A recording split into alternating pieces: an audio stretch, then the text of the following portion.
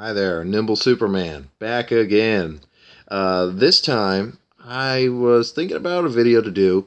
Wanted to talk about Superman again. You don't need much reason for me to talk about Superman. And I thought, well, what would be interesting to talk about? And I kind of, harped on this a little bit in Why is Lois and Clark the best Superman book, which I might redo.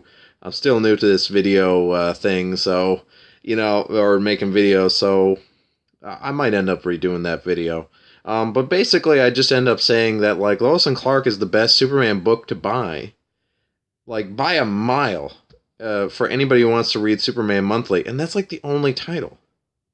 And I basically talk about how sad that is. And I thought, well, what is a good Superman story in New 52? You know? And I kept coming back to Superman Unchained. This is the last issue they did there, issue 9, that was written by Scott Snyder, and Jim Lee.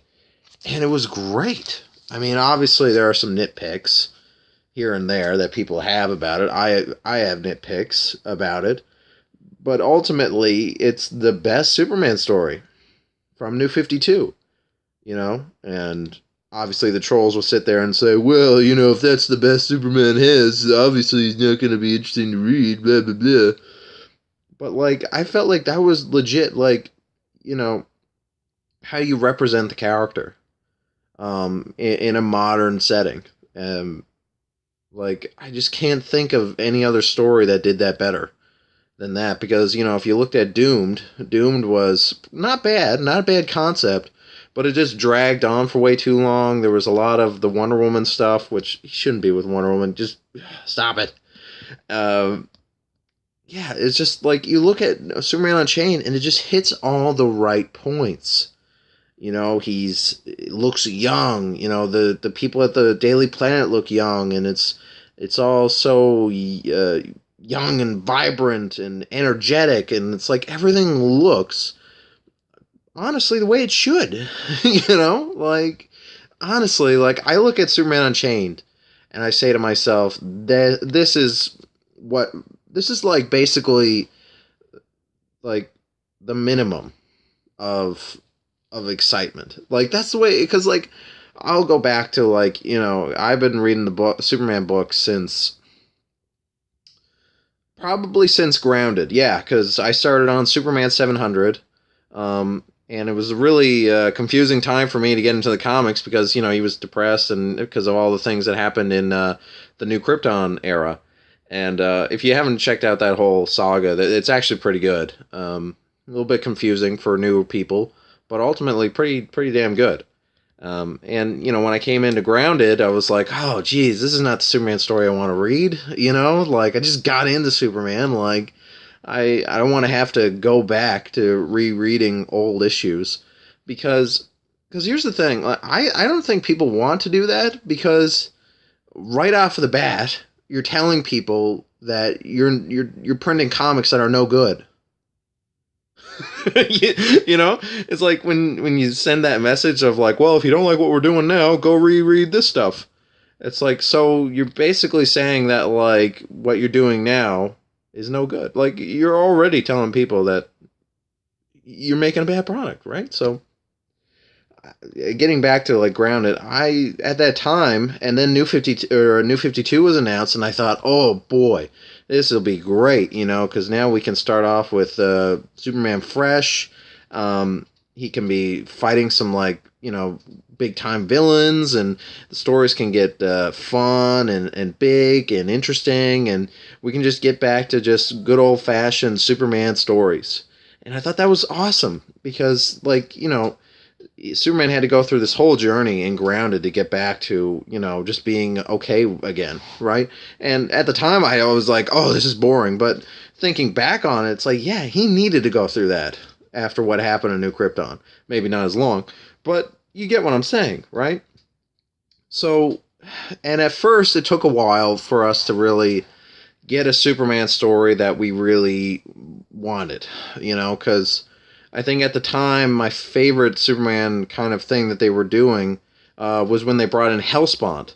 That was when Dan Jurgens took over the monthly Superman title. He was like the big skull flame guy, had an amazing design, and I thought, oh man, this is exactly what I want. Like a fresh take on Superman, new big time villains. Well, I don't think Hellspawn was new. They just kind of reinvented him a little bit, but you get what I'm saying. Like just big stories. And I didn't understand why it was so hard to do that, And then Superman Unchained was announced, and I thought, holy cow, thank God. Like, this will be great. Jim Lee coming back to Superman, because, he designed the New 52 suit. And one of the things I found really annoying when people draw the New 52 suit is a lot of the time, you see a lot of artists, they don't draw it right, So it gets kind of like a little bit annoying when you don't see the suit drawn right. But when you see Jim draw it, you really see that, like, oh, okay, this is what he envisioned for this suit, and his Superman's hair and everything like that. He looks almost perfect, like it's just great, right? Yeah, sorry, hold on a sec. Sorry, I had to pause the video there because my dog, he gets pretty lonely. I'll just one sec. I gotta pause the video. I can't do this with him here. Oh my goodness. Sorry about that. Yeah, so obviously this video is not a review. Like, we already know Superman Unchained was a great story. It's like this video is more about trying to understand why it is such a great story, Like, and it's just, like, this is how you represent the character. Because when you get back to, like, what's the problem with DCU and DC in general right now? Why is it that none of the books are really, I wouldn't even say not interesting, like, because some of them are good, some of them have takes that are like somewhat creative. I can't say that they're bad. It's just they're takes that nobody wants to read, And I always felt like there's this kind of disconnect here where there's two ways to, like, make comic book stories. In all honesty, it comes down to two things. And the two extremes are, what's the most creative thing we can possibly do with the character, and and go outside of what people expect or didn't know they want, and that kind of thing. And I feel like this is where DC is operating. They're operating at this total extreme. And then you go to the other extreme, which is, what can we get? How can we give people what they want? Let's not even think about, like, creatively what we can do.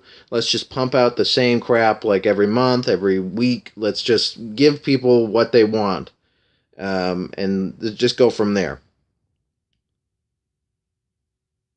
I feel like Marvel is in the middle, because obviously, they're acting somewhat marketing wise, where it's just like, let's put characters in the story that people want to see, even if we don't need them there. Let's put them there because people want to see those characters, and et cetera, et cetera. And then let's keep it somewhat creative. Let's not let it totally affect what stories we can tell. They're in the middle. That's where you want to be. That's why Marvel's doing great. DC has taken too much time into thinking, let's be the most creative thing we can do and give people something that they didn't know they wanted until they have it. And this is what DCU has been. It's totally been that. And another thing, too, is just they've totally undermined the whole consumer product relationship, where it's just like the number one rule of a product they're selling is you have to give people what they pay for. And when I pick up a Superman book, I'm not paying to see him in jeans, less powered, in somewhat in relationship with Wonder Woman, with Ken Stead, dark and dreary world. I don't want to see that. I'm not even sitting there saying that, like, creatively you can't get to a point where all these things are happening, because it is. But what I'm saying is, it's not what I want to see. And I feel like that's the disconnect.